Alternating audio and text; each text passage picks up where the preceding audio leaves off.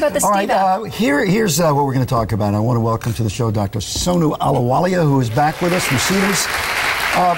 We've heard a lot in the last couple of weeks about the superbug, which has made its way slowly from the East Coast. It was there. So forget the swine flu, it's the superbug now. But the real degree of concern here, how many people have been affected? Is it just elderly people in nursing homes? Tell us about it. Right. So this bug has been around for a while, and it's not a reportable drug. That means the CDC decides which drugs are really bad and which they need to know about, and this one's not one of them. But the LA Public Health Department decided we wanted to look and see because we were reporting more cases. And so from June of last year till December of last year, we asked all labs, nursing homes, and hospitals to report if they actually cultured this bug. And we found 350 some. Was that a surprise? I don't think it's a surprise to the healthcare providers. I think it's a surprise to the public in general that this bug is around. Can you die from it? Yes. Oh, yeah. Yeah. Bacteria are like any other species. They mutate, they adapt. So the ones that are sensitive die out, and the ones that are resistant that mutated to these antibiotics survive. So it's the same thing. Wash your hands, wash your hands, wash your hands. Exactly. It's bizarre because it is the scariest thing and it can kill you, yet washing your hands is probably... Yes, absolutely. And, don't take elderly people to the hospital if you don't have to take them. Don't take kids to the hospital. Wash your hands. Just common sense stuff. But it seems that a majority of the people who've come down with this, and it's kind of pneumonia, it's been in nursing homes and hospitals. Yeah. So it may fall upon us to wash our hands, but it falls upon the healthcare industry to clean up and disinfect their act better. Yes, yes. At our hospital, it's the rule.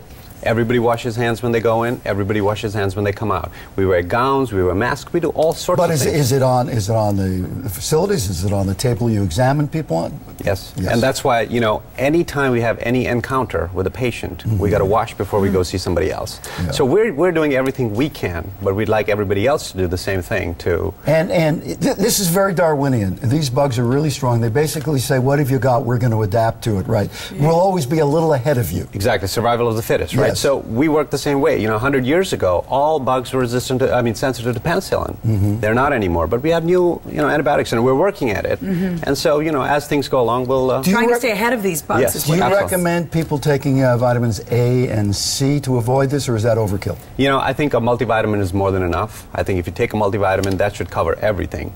But I think a point I want to make is the overuse of antibiotics. We have a common cold, and we go to our doctor. You get a Z-Pack. Right? And that breaks you down for the big ones. But it's a virus. It doesn't work. But what happens is we feel under pressure when our patients come in.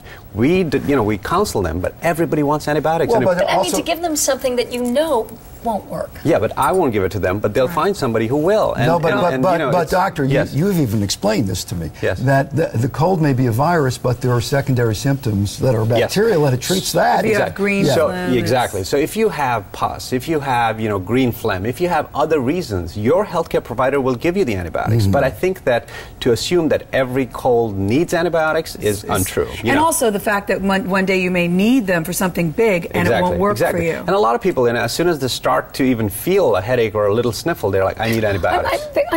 I'm glad to hear this because you were Z-Pack girl for the longest time. I still am.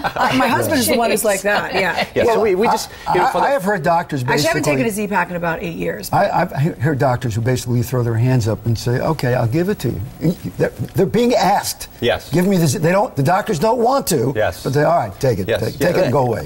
But that's what I'm saying. When a patient comes to our office and they say, "I have a cold. I want it." No, I don't think that's a good idea. They come the next day. I feel even worse. I need something. So.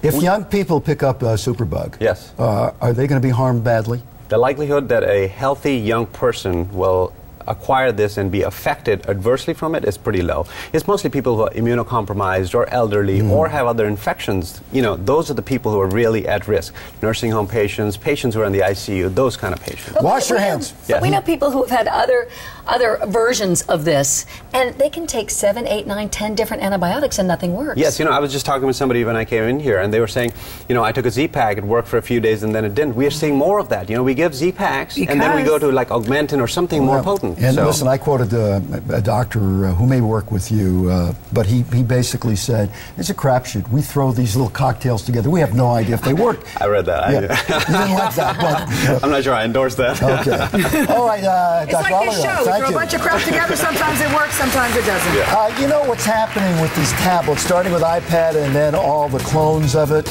You know what's happening and the big problem that you're going to run into? We'll tell you all about that when we come back. Thank you.